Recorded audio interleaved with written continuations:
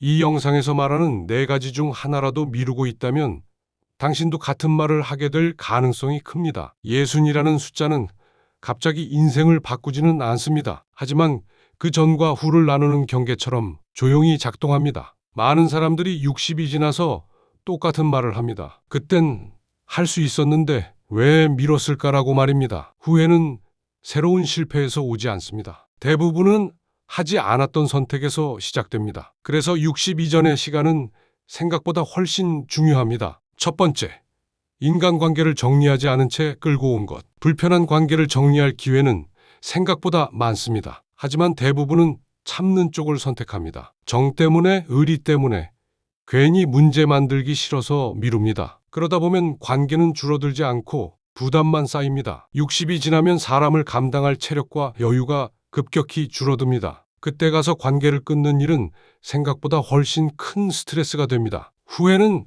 사람을 만난 데서 생기지 않습니다. 정리하지 못한 관계에서 남습니다. 두 번째, 몸을 관리하지 않고 버텨온 것. 젊을 때의 무리는 시간이 해결해 줄 것처럼 느껴집니다. 조금 아파도 참고 넘기면 된다고 믿습니다. 하지만 60 이후의 몸은 다릅니다. 이때부터는 회복보다 관리의 차이가 결과를 만듭니다. 많은 사람들이 이렇게 말합니다. 운동을 안 한 것보다 몸의 신호를 무시했던 시간이 더 후회된다고 말입니다. 건강은 나중에 몰아서 챙길 수 있는 영역이 아닙니다. 이 중에서 지금 가장 찔리는 건 몇 번인가요?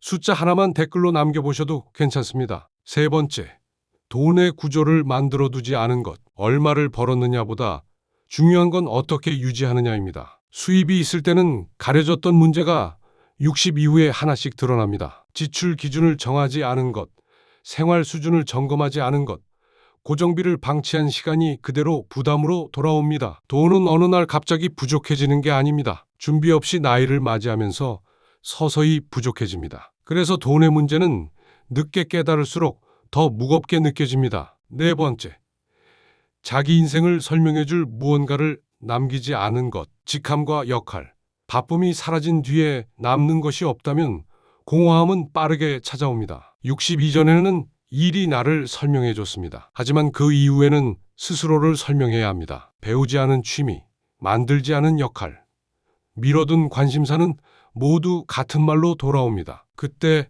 해둘 거리라는 말입니다. 삶의 의미는 시간이 생긴다고 저절로 생기지 않습니다. 미리 준비한 사람에게만 남습니다. 마무리, 60 전에 하지 않으면 반드시 후회하는 것은 거창한 도전이 아닙니다. 관계를 정리하고 몸을 돌보고 돈의 구조를 만들고 나를 설명할 무언가를 준비하는 일입니다. 이 네 가지는 늦었다고 느껴질 때 이미 늦어 있는 경우가 많습니다. 아직 선택할 수 있을 때 움직이는 것이 유일한 해답입니다. 인생의 후반은 갑자기 시작되지 않습니다. 준비된 사람에게만 자연스럽게 이어집니다. 오늘도 시청해 주셔서 감사합니다. 좋아요와 구독, 댓글은 영상 제작에 큰 힘이 됩니다.